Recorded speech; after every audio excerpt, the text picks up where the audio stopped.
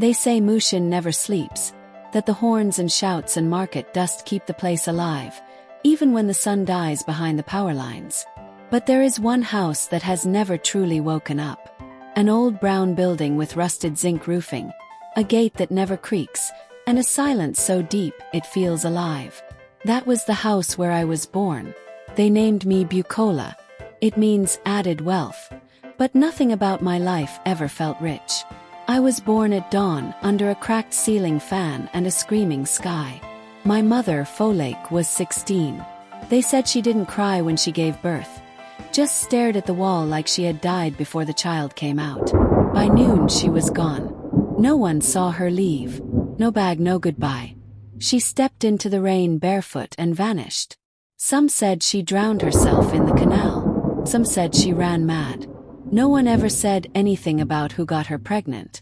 They didn't have to, because the only man living with her was her father, Bukola. He was a retired headmaster, the kind who read worn-out books about Egyptian spirits and talked to no one at church. The kind of man the neighbors greeted with respect but never visited. He took me in after Folklore disappeared and raised me like his own. 'Cause I was his own. The house had no mirrors. Not one. Not in the bathroom, not on the wardrobe, not in the parlor. Every reflection was forbidden. Every window was draped shut before sunset. There was one room I wasn't allowed to enter, the one with the purple door at the end of the corridor. He never explained why. I was 13 when I opened it. The air inside was thick, like someone had exhaled sadness and sealed it shut. A red wrapper lay folded on the bed. Next to it was a notebook wrapped in nylon, stained with something that looked like dried blood. It was a diary, my mother's. She wrote in Yoruba and English, mixed with symbols that made my stomach turn. Some of the pages were full of drawings, crying faces, black suns, a baby inside a cracked egg. But there was one sentence that came up again and again. My father is not a man.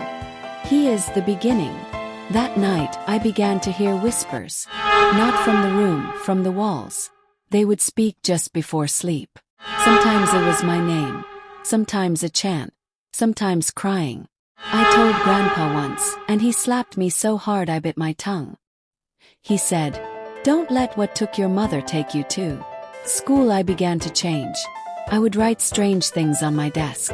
I once stood in front of the class and said, "The father is the door.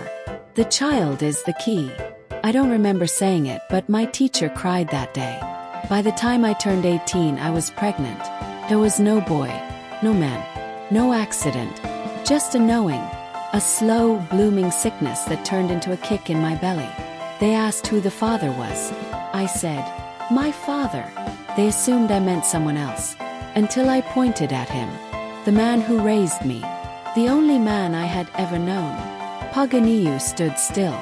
He didn't blink. He didn't deny it. He just walked into his room, closed the door, and never came out again.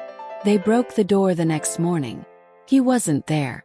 That was when the elders were called. One came from Isayan, a blind man with skin like dried leaves and a voice that shook the walls. He touched my belly and his face went pale. He said there was a curse, that 100 years ago, a woman in our family was defiled by her father. She cursed the bloodline. Every first daughter would return to the seed that made her, until one was strong enough to break it by birthing what she could not understand. That was me. The night I gave birth, the moon turned red. The lights in Mushin went out. My screams echoed through the entire street. But when my son came, he did not cry. He opened his eyes and stared at me like he already knew me, like he was older than I was.